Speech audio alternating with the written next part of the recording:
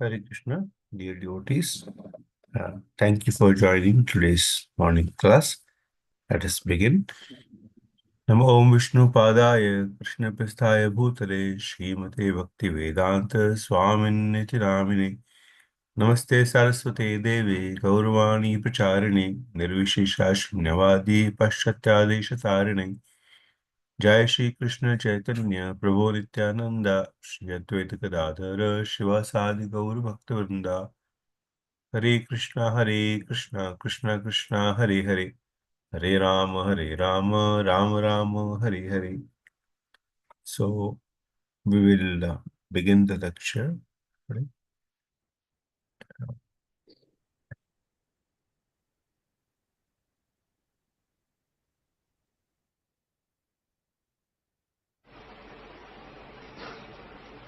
You ready for the next one?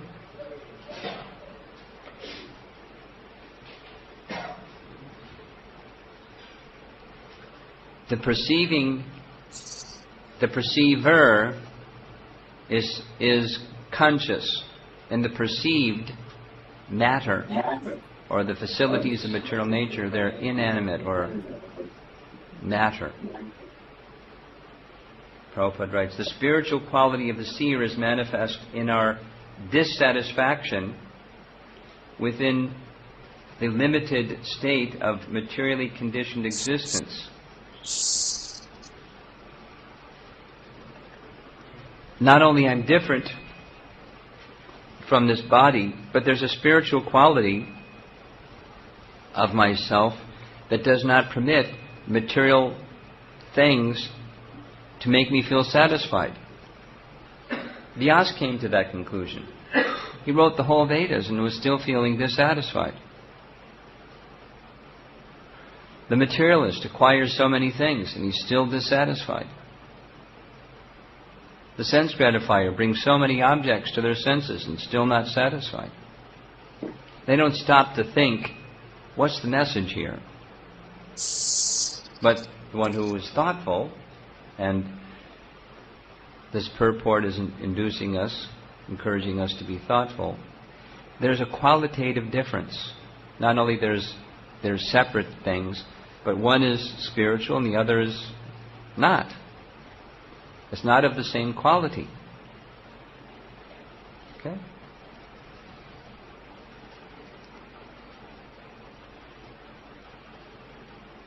Next one.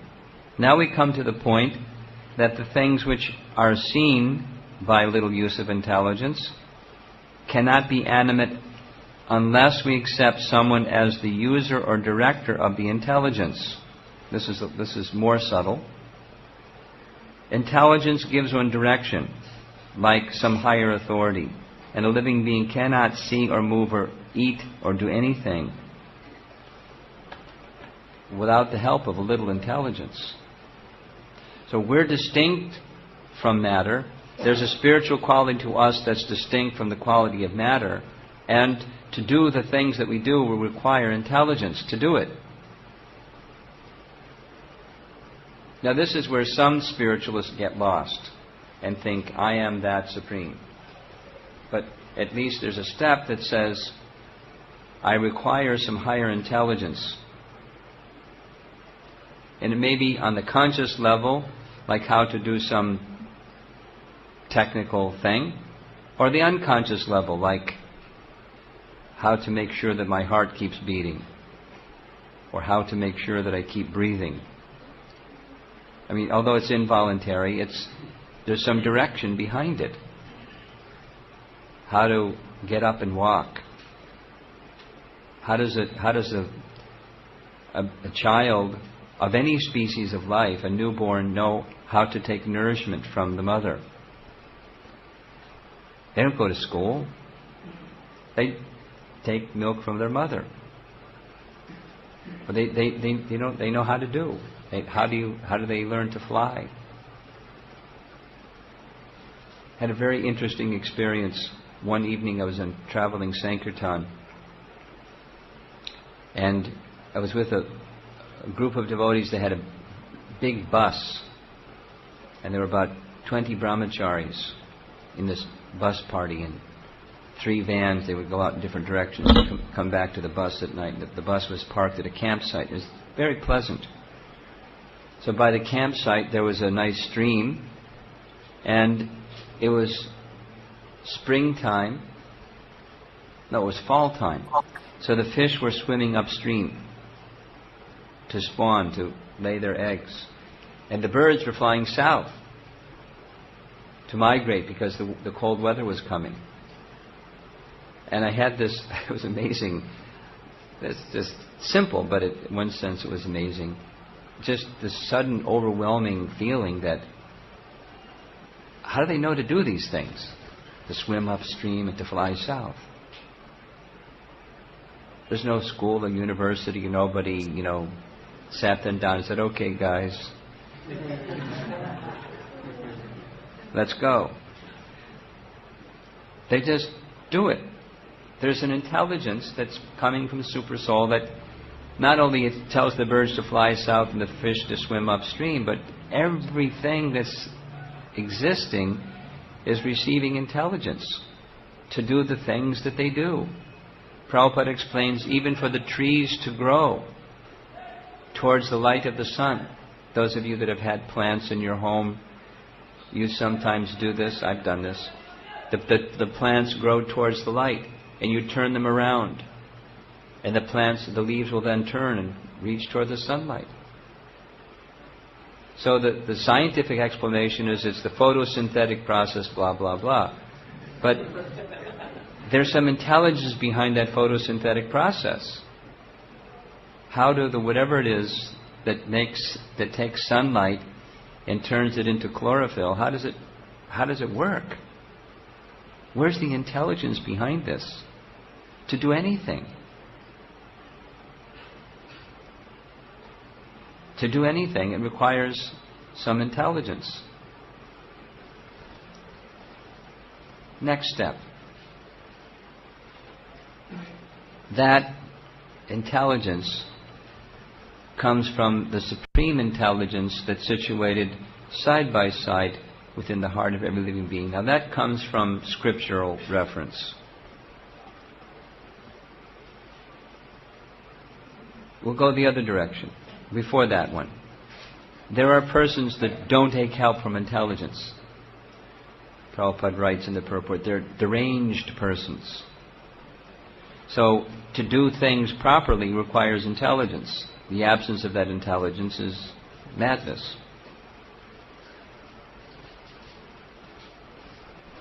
So there is such a source that one can tap into or not tap into. So now here's the application of that understanding, and it leads to the final one. At this point in our investigation, we may consider the following question. On the one hand, we realize that all our perceptions and activities are conditioned by arrangements of material nature.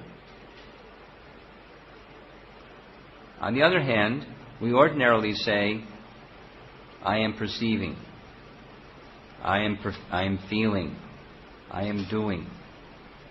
So the actions that we perform and acts of perception that we're doing involuntarily, just even unconsciously all the time, there's this free will thing. Although we've taken help from an intelligence, we can understand that there is some higher intelligence beyond us to help make things happen. We can go into that position of surrender to Krishna, Bahunam Janmanamante Jnanavan Mam Prapadyate Vasudev Sarvamiti. We can go there. Krishna is everything. Or we can just go to the default mode. That was very interesting. Now business as usual. I am doing, I am perceiving, kartaham iti manyate.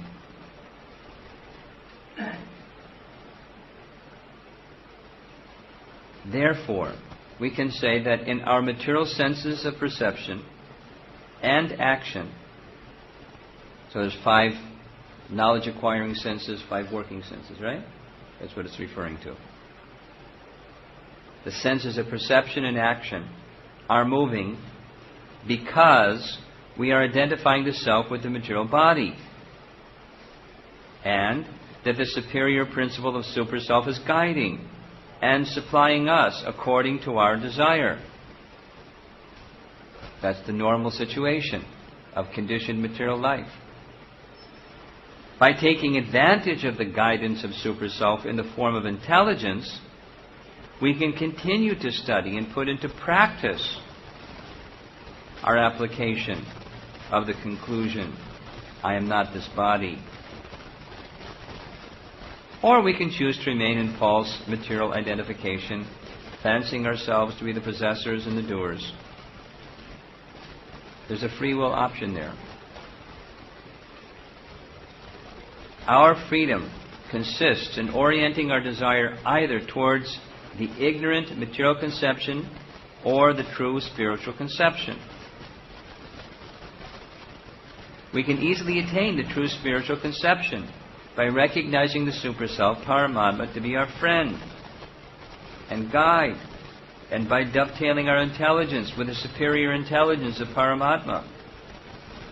Because this whole chapter is about meditation on Paramatma. Now it's taking help from the intelligence to be very, very convinced. The super-self and the individual self are both spirit, and therefore the super-self and the individual self are both qualitatively one and distinct from matter. But the super-self and the individual self cannot be on the equal level, because the super-self gives direction or supplies intelligence, and the individual self follows the direction, and thus actions are performed properly, unless we're deranged because we're out of sync with super-self.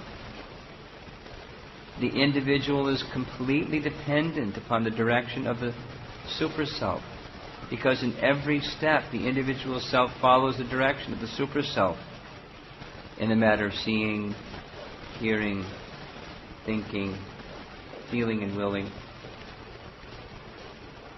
We're almost done. I hope you're not totally lost. This is an exercise of understanding that Vasudeva is everything, that Jnanis may take many, many lifetimes to do. And ideally, if they follow the path of Jnana properly, their modes of nature will become more refined in the quality of goodness, and their ability to discern and not just theoretically understand, but practically accept. Just like Plato practically accepted the existence of the eternal soul. You know the famous part where Julius Caesar saw Plato as a big problem. And so, I think it was Julius Caesar, he wanted to get rid of him, but he knew if he got rid of him, then people would revolt against him. Was it Julius Caesar? Who knows the history?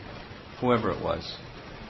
So they told him that, we've given you a trial and we found you guilty, and now you have to drink poison. We'll have to kill you.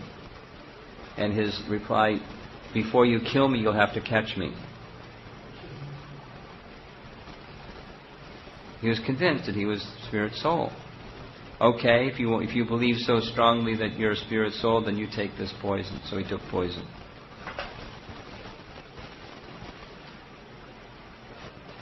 With the understanding that you can kill the body but not the soul. He was so convinced.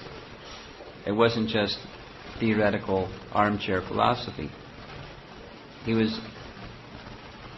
had that realization. And so he was fearless.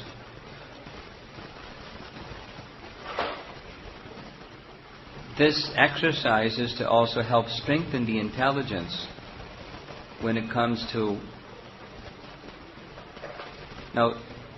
understanding the Supreme, or understanding the Super Soul.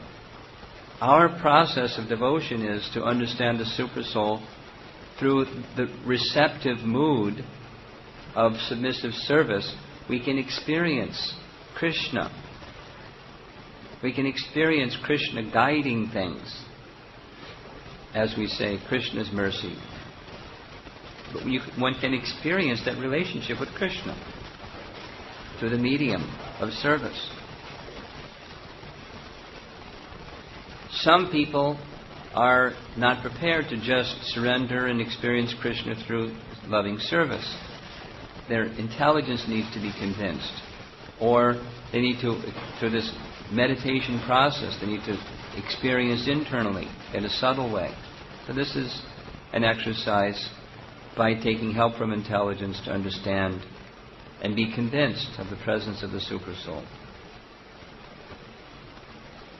So, concluding paragraph. As far as common sense is concerned, we come to the conclusion that there are three identities: matter, spirit, and supersoul. Now, going to the Bhagavad Gita or Vedic literature, we can further understand that all three identities, matter, spirit, and supersoul, are all dependent upon Krishna. Even the supersoul, Prabhupada explains, is giving direction to matter, and in that way he becomes the order supplier of the living entity. But the Supreme is far more than that's all he is. He's a big clerk, and he gets requisition slips, and he takes care of all those requisition slips. And that's who God is and what God does. That's what Paramatma does, but the Supreme Personality of Godhead is far more than that. And his expansion as Paramatma does that. Mayadhyakshena prakriti suyate sacharacharam hetunani komteya jagat viparivartate. That's the function of Supersoul. But the Supreme Self, Purushottama, the Absolute Personality of Godhead, is the complete feature of the Supreme. And he has his various pastimes and exchanges of love with his devotees, where it's not just the business of looking after and attending to the affairs of material creation.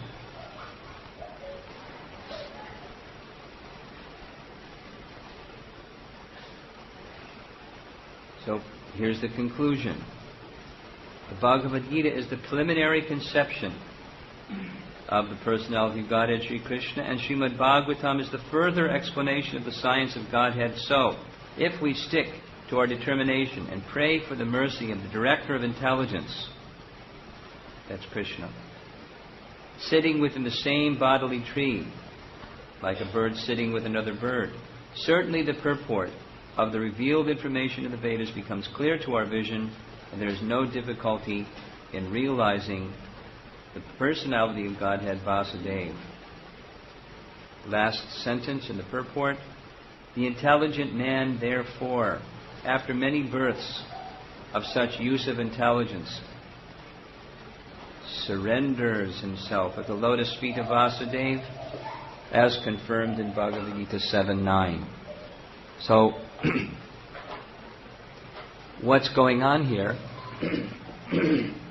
aside from the details of this 7-step method of understanding positively the existence of the soul, positively the distinction between the soul and matter, and the taking help from the intelligence of Supersoul that both matter and the individual soul depend upon, when one recognizes all of that, and then this final stage of recognizing the Supreme Personality of Godhead, you surrender to Him.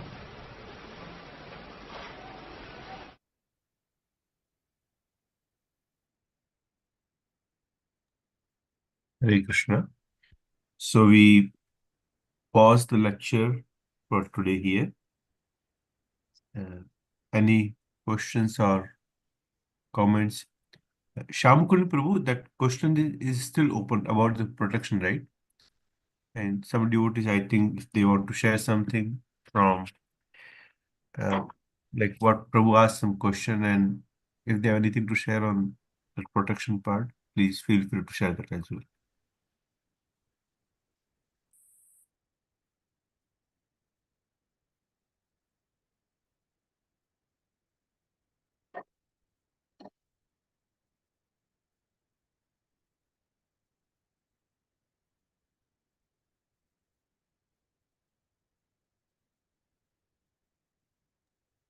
Any volunteers or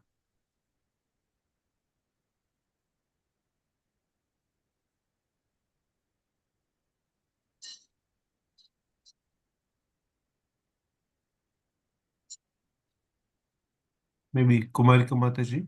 Anything you would like to share, Mataji?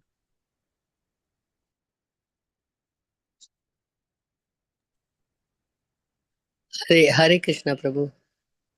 I shared a episode for that question of feeling protection. Of course, throughout life there are so many instances where we feel the protection of the Lord, especially in very situations of danger and somebody is sick or something. Then we take more shelter and we feel. And from today's presentation, I was reminded of the 15.15 sloka of Srimad Bhagavatam. Matta smritir jnanam apohanam cha. So I am situated in your heart, sir. And I give you the intelligence and remembrance and forgetfulness whenever it is required. So usually we don't have, we are not conscious of it. We think that everything is coming from me. I am doing it. I am kartaham iti manyate is our usual mode of reference. But then very deeply in this sloka that very elaborately Prabhupada has detailed how everything comes from the super soul and he is giving the intelligence right from birth to do things properly. So I thought I will meditate on that aspect of it. Hare Krishna. Thank you. Thank you, Mataji. So before intelligence, I think something is required is motivation. So any devotee would like to share, how do we fix that part, the motivation part? Because if I have the motivation to do something, okay, then I need intelligence, but motivation is not there, then the rest of the things I mean, will not come into the picture at all. So maybe some devotees, if they were to share on that.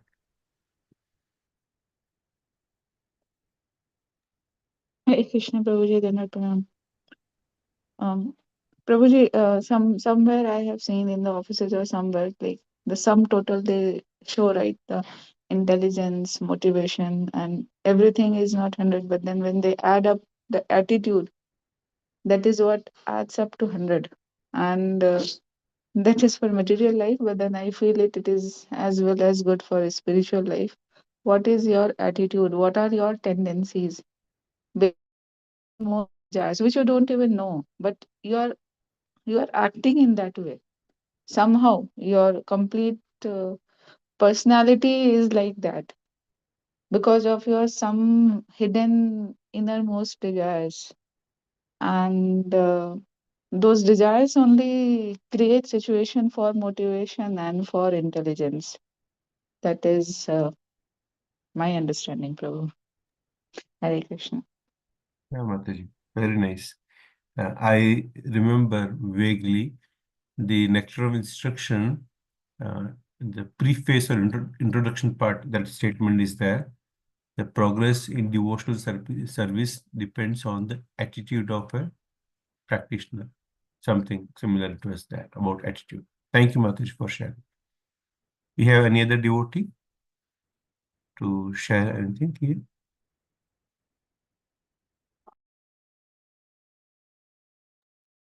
Hare Krishna Prabhu. Before, I think everybody is very shy to speak, so I'll say something and then others can add later. Some things that I liked in today's class. What Srila Prabhupada wrote. Maharaj is reading what Prabhupada wrote. The spiritual quality of the seer is manifest in our dissatisfaction within the limited state of what does it say? Of materially conditioned existence. Very nicely written by Prabhupada. And of course, it would have been possibly been edited by Pradyumna Prabhu or somebody like that at that point in time. But very nicely said, in the sense that we as spirit are trying to enjoy matter. And come what may, spirit cannot be fully in. Spirit cannot get relationship by enjoying matter. And this matter is sometimes this matter sometimes takes the form of objects. A good house, I want a beautiful body, or something like that. And sometimes it takes a more subtle form, even with respect to the mind, the intelligence, etc. Many people, or at least some people, want to enjoy with their own intelligence, trying to analyze stuff, and they get a kick, or they get some kind of happiness by doing some analysis, or even mentally thinking about different kinds of happiness. All of that, either subtle matter or gross matter, is not something which gives happiness. And it is very tough for most of us conditioned souls to actually realize it.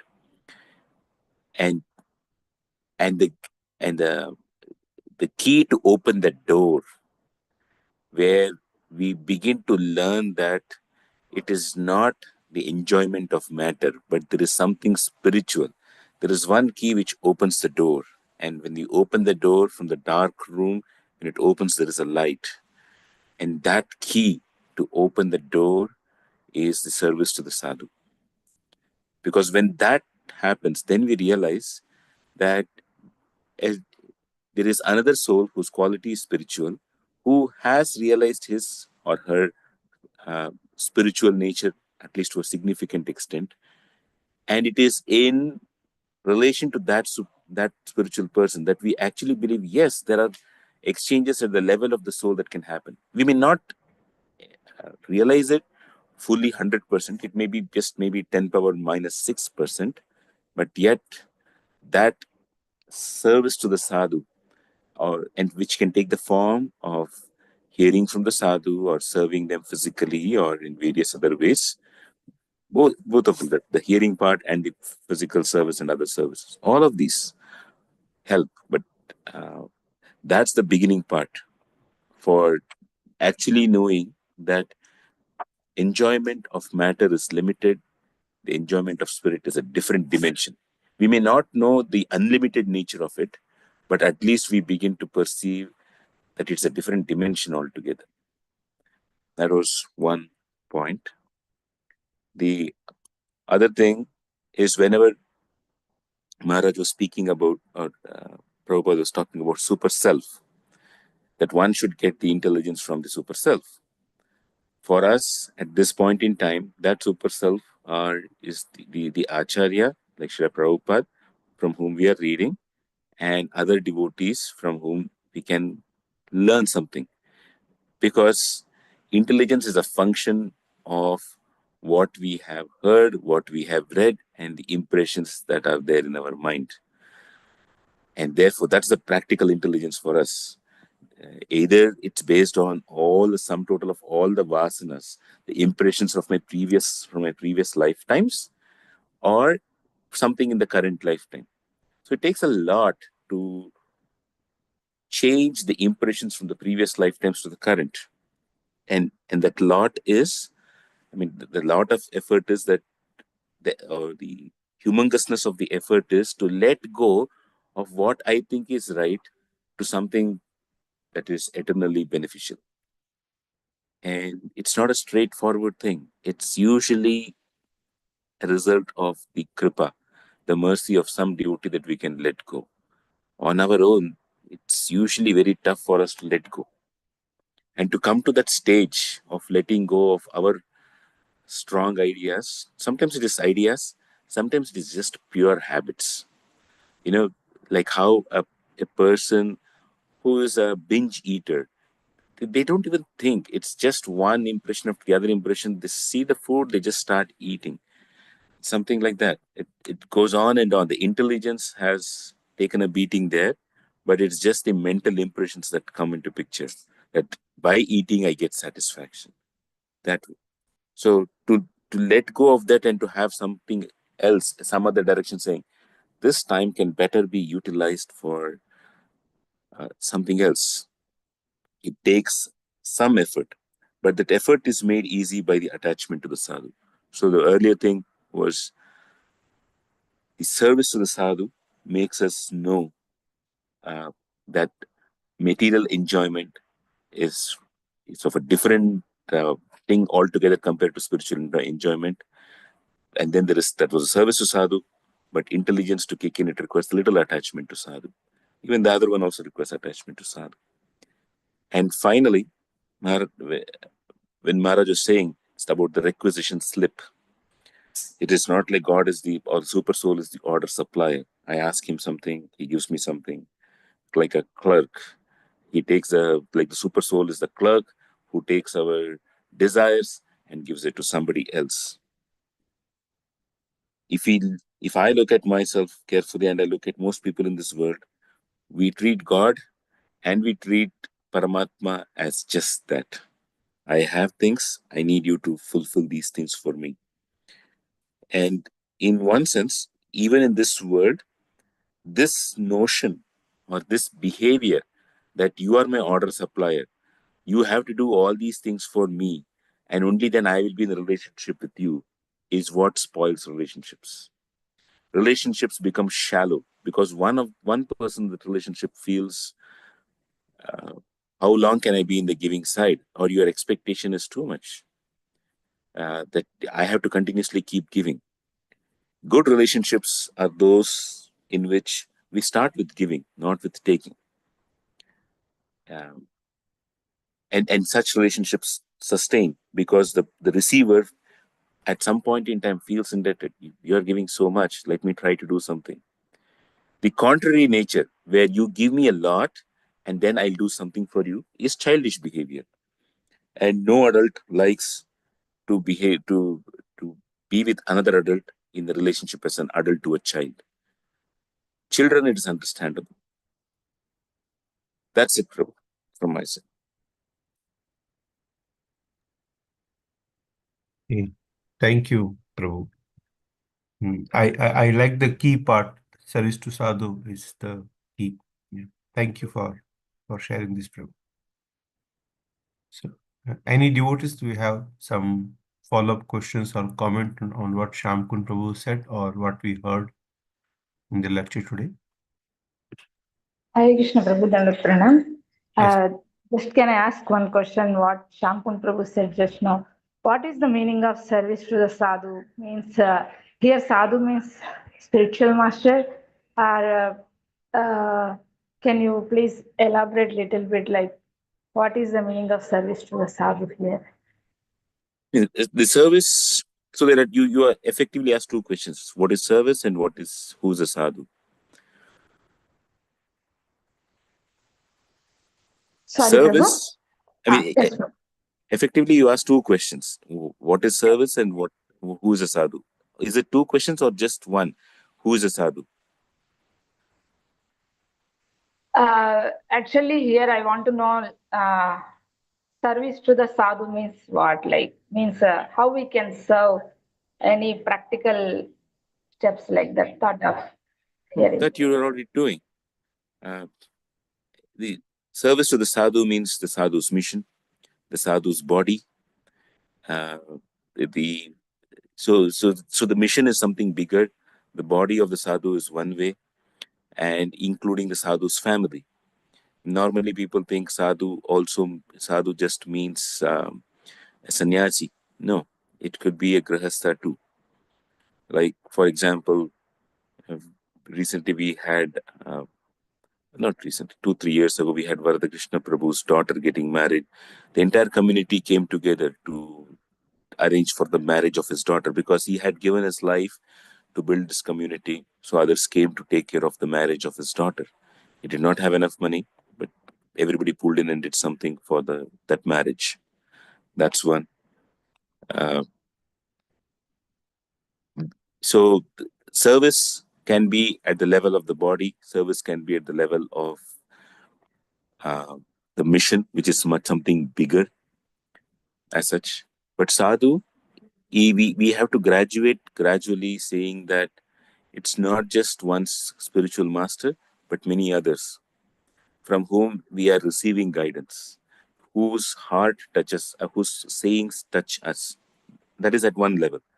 Now, there may be some sadhus to whom we may not get attracted to, but others are getting attracted to. So, if we see a benefit from others, like some other devotee, that I like what he or she is doing, but they are getting actually influenced by some other sadhu. I may not have an immediate attraction to that sadhu, but that's okay.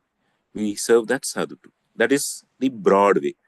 But to be more specific, we have the notion of sadhu comes from the notion of adhikaris, which is the Kanishta Adhikari, Madhyama Adhikari, and Uttama Adhikari. Because, like the Kanishta Adhikari is at a stage where they have God and they have their understanding of what is spiritual life, but they don't have any big role for other devotees in their life. But because they have the notion that God and scriptures are important, the deity form is important, we need to serve those devotees too, even though they are Kanishta. So, uh, and likewise, we have the Madhyama, we have the Uttama, etc. And beyond all of this serving is that we live our life by the teachings of those great sadhus. That is also a service. And that's one of the toughest things to do, to live our life according to what they're saying. Because the sadhus have come into this world not that they alone should be worshipped. They want that whatever they have received goes to everybody else. Uh, they want that the culture that they have imbibed is also imbibed by others. So to live with that culture is the sacrifice that we do. And that is a seva or a service. Every service has a concomitant sacrifice. Sacrifice of something and accepting something else. And that which helps to move from sacrifice to serve or acceptance. So from sacrificing something to accept something, some things help. One is conviction in the script, conviction in the message. And second is that relationship with a sadhu. Third is the culture that has been ingrained in us both by the sadhu and by the community. It's not just the sadhu who ingrains culture, but it's the community. And in some cases, that community includes our parents too. That's it, Mataji. Kumarika Mataji would like to probably add more or correct me. Please do go ahead, Kumarika Mataji. No, Prabhu, I have got a question. Maharaj mentioned that we are out of sync with the super self most of the time. We are in our own world. So, what do we do to get in so that we can perceive what the super self is advising us? So, is it just seva to the sadhu or something else you would like to advise us to do so that we are able to perceive what the super self is telling us? We are not in the position of Maharaj that It's something, you know the answer, and I think you're just trying to get something more for everybody's benefit. This advice or what the super self wants, how to get it, it depends for different individuals at different stages of life. For most people, for the commoner, it comes at the level of being engaged in the worship of the deity form of the Lord. That gives them the more spiritual credits to access something more. And it also is at the level of being pious, being true, and having some pious values like being truthful, etc. And knowing that this piety is coming from the Vedic scriptures. So this acceptance of the Vedic scriptures and the method of the Vedic scriptures evokes the grace of the Supreme Lord. And because of that grace of the Supreme Lord, and why does it, somebody can also ask the question, why does acceptance of the scriptures evoke the grace of the Supreme Lord? Because the Supreme Lord is not pleased by anything actually done to him as such. He is pleased by something done to his devotees. And how have all the Vedic scriptures come? Be it the Samhitas, be it the Brahmanas, the Aranyakas, the Upanishads, the Itihasas, or the Puranas, they all are revelations given to different devotees. And so when we honor the Vedic scriptures, we are honoring the revelation given to a devotee. And that pleases the Supreme Lord. So he's not a person who likes saying that I have said this, you follow it. He says that that soul, that devotee, that acharya, his revelation is being accepted by him. So nice. I will give whatever it takes, because then I'll be glorifying that acharya. Krishna wants to glorify acharyas. So that's at the starting point for most people. The next level in which it does, apart from the scriptures that it comes for us to accept it, is, as you said, one is of course the service to them.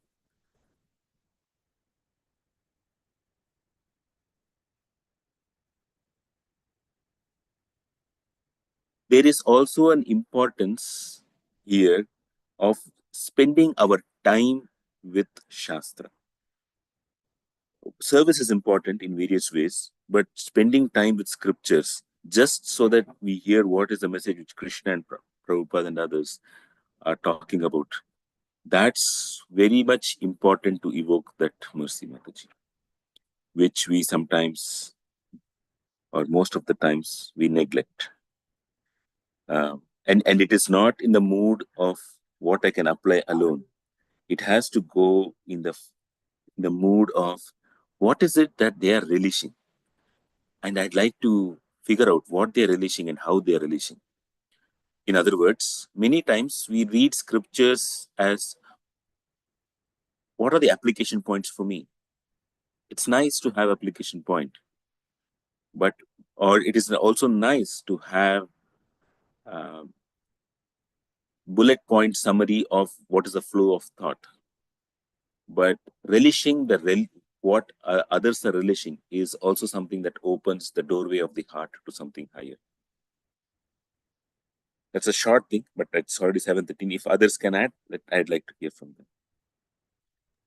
Yes, And maybe something can have you may also want to add something, Mataji, Kumarika Mataji. Please give us your mercy too. I also thought the more purification occurs, we will be more transparent to what the. Yes, that's yes. Thank you. That's all. That you said in one word, but I just will elaborate that transparency. For purification to happen, we have to let go of our notion that I am the controller, etc. And that happens when we humbly submit, saying, these are my thoughts, these are my plans, what would you like me to do? When we submit to somebody else, it works. Otherwise, you're absolutely right. That is the key component I totally missed, Mataji. That's one thing that's very, very much required. Without that, no progress happens. Thank you, Mataji.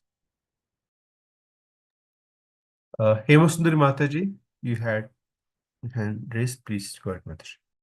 Hare Krishna, Prabhu. Prabhu, for Madhvi Sundari Mataji's question, yesterday I was hearing Nityananda Pran Prabhu's, I'm chanting, I'm hearing, I'm not changing. So Prabhu there, he was talking about this verse 3:25:21, Prasangam Ajaram Pasham. So he was saying something similar to what Shamkun Prabhu was saying about getting fixed or serving the sadhus. So if we all get time and if we can hear that, it is very, very, very nice. And he gave an example of how Rompad Maharaj is serving Srila Prabhupada. He gave the example of after a GBC meeting, Maharaj was coming in a 15-hour flight and everyone were doing their own things and they slept. But the whole 15 hours, Maharaj's light was on and he was trying to reply a lot of emails which were pending because of the GBC meeting. During the meeting, he could not reply. So the flight journey, he took it as an opportunity to reply. And then the air hostess, finally, before landing, she came and she told him, whatever you are attached to, that must be something very close to you. So for that, Maharaj told Nityanand Pran Prabhu when he was sharing what happened in the flight.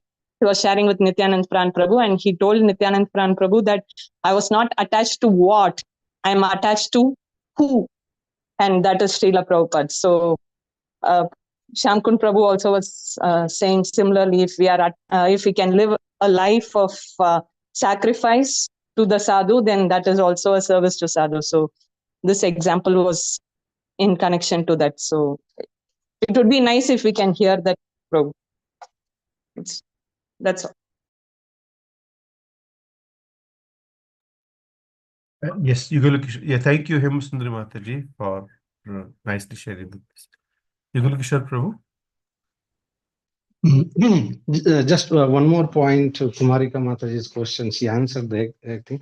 For the beginning, when devotee just as a neophyte, and Shankun Prabhu mentioned everything, but when neophyte devotee just accept the instruction and act on that instruction in a relationship with the person from whom the instruction is coming, and that is the beginning. And in fact, you see that everybody who come to Krishna consciousness, they start chanting. So that means there is an element of surrender, is there element of acceptance of that person, element of acceptance to serve that person. So that is the beginning. That and when we have that mood of acceptance, when we have mood of acting into relationship, that and then we become a recipient of a mercy. And what M. Sundari Mataji was mentioning, I also heard the lecture. And when we get the mercy of the sadhu, and these are the some of the things which actually help us to get the mercy of sadhu. And when there is the mercy of sadhu in our life, purification actually starts working in our life. And when purification starts, then when that impurities are removed, or the conditioning removed from the soul things, soul is able to see very transparently. And he actually see Krishna's devotees in a very transparent way. Thank you. Hare Krishna. Yeah. Thank you so much, Prabhu. Just to respond to what Hemasundari Mataji were asking for the seminar. So I got from message that Hemangi Mataji is planning to do that seminar with all of us. So maybe that will very much help. Okay. Thank you, devotees, for joining today's session. Let's meet tomorrow again. Hare Krishna. Hare Krishna. Thank you, Prabhu. Hare Krishna. Hare Krishna. Thank you very much. Yes, Lalit. Prabhu. Yes, Prabhu. Yes, Prabhu. Sorry. Prabhu, I have some thought here. Yesterday, whatever our Shamkunda Prabhu is giving these nectars, we need to keep that, preserve this, all this nectar. So maybe you, me, and Mallikarjun Prabhu will discuss how to get this preserved in a soft copy and make as a soft compilation over the last 1 year or 1.5 year. Whatever the recorded classes that have YouTube, we will try to see how we can make this as a small compilation. And in fact, it is better that we make as a small book, and it will be wonderful for the next generations for many, many years, that one can, as a practitioner devotee, we can preserve that and apply that. Thank you, Prabhu. We'll discuss later sometime. Yes, Prabhu. And just to add it here, I some time ago I requested all the devotees, or many of the devotees, to share if they have some old recordings, Prabhu's lecture or something, they can share with me. So because very earlier also we used to have some different sessions. So devotees, if you have some old recordings in your phone, something you recorded, please share with me. I know Shamkun Prabhu is getting embarrassed, but that's the forum I have to share. Hare Krishna.